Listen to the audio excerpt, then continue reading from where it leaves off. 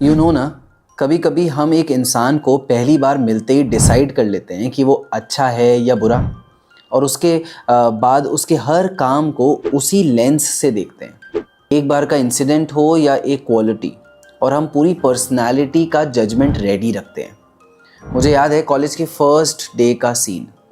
एक लड़का आया, formal shirt, neatly combed hair, confident smile, and I thought वाह, ये तो टॉपर लगता है, इंटेलिजेंट होगा, बहुत ज़्यादा, बहुत रिस्पॉन्सिबल होगा।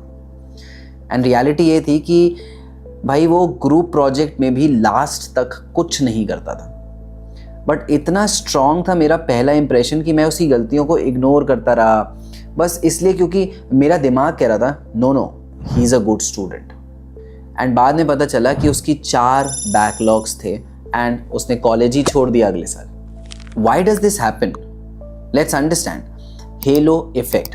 हेलो इफेक्ट एक साइकोलॉजिकल बायस है जिसे हम एक पॉजिटिव या कभी कभी नेगेटिव ट्रेट देख के अज्यूम कर लेते हैं कि बाकी सब ट्रेट्स भी वैसे ही होंगे। जैसे कोई फिजिकली अट्रैक्टिव होता है तो हम ऑटोमेटिकली सोच लेते हैं कि वो इंटेलिजेंट होगा, काइंड होगा और मे बी सक्सेसफुल होगा। और ये सिर्फ लोगों के लिए नहीं, प्रोडक्ट्स, ब्रांड्स, इवन सिचुएशंस के लिए भी ऐसा ही होता है। Let's understand why our brain does this. Our brain is a cognitive miser, मतलब दिमाग एनर्जी बचाना चाहता है। पूरी एनालिसिस करने के बजाय एक क्विक शॉर्टकट ले लेता है। ये एक चीज़ अच्छी है तो बाकी भी अच्छी होंगी। नाउ एवोल्यूशनरी एंगल से देखा जाए तो पहले ज़माने में क्विक जजमेंट सर्वाइवल में हेल्प करते थे। जंगल में किसी को स्ट्रॉन्ग और कॉन्फिडेंट देख के हम अज्यूम करते थे कि ये लीडर बन सकता है, सेफ चॉइस है। Now let's understand how it impacts our daily life. Hiring decisions. Interview में कैंडिडेट इंप्रेस कर गया तो हम उसके फ्लॉस को इग्नोर कर देते हैं। रिलेशनशिप्स में पहली डेट पे किसी ने फ्लावर्स दे दिए तो हम समझ लेते हैं कि ये लॉन्ग टर्म केयरिंग पार्टनर होगा। ब्रांडिंग में एक एक्सपेंसिव पैकेजिंग देख के हम अज्यूम कर लेते हैं कि प्रोडक्ट बहुत हाई क्वालिटी का है। प्रॉब्लम ये है कि हेलो इफेक्ट पॉजिटिव बायस क्रिएट करके हमें ब्लाइंड बना देता है। हम रियलिटी को मिस कर देते हैं। And also there is something called the reverse, which is horn effect. इसका ऑपोजिट होता है। यहाँ एक नेगेटिव ट्रेट देख के हम बाकी सबको नेगेटिव अज्यूम करने लगते हैं। किसी ने एक बार रूड टोन में बात करी, बस हम डिसाइड कर लेते हैं कि वो ओवरऑल ही खराब आदमी है। Let's understand how to break this halo effect now. First, separate traits, don't bundle them.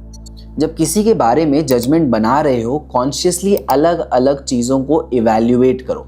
Example, he is confident but I don't know if he is reliable. Slow down your first impressions. पहली meeting में सिर्फ observe करो, conclusion बाद में बनाओ जब तुमने उसे मल्टीपल सिचुएशंस में देखा हो। Ask for evidence. अपने दिमाग से पूछो, मैं ये अज्यूम क्यों कर रहा हूँ, क्या मेरे पास कोई प्रूफ है? अगर आंसर वेग है, समझ जाओ कि बायस चल रहा है। Get second opinions.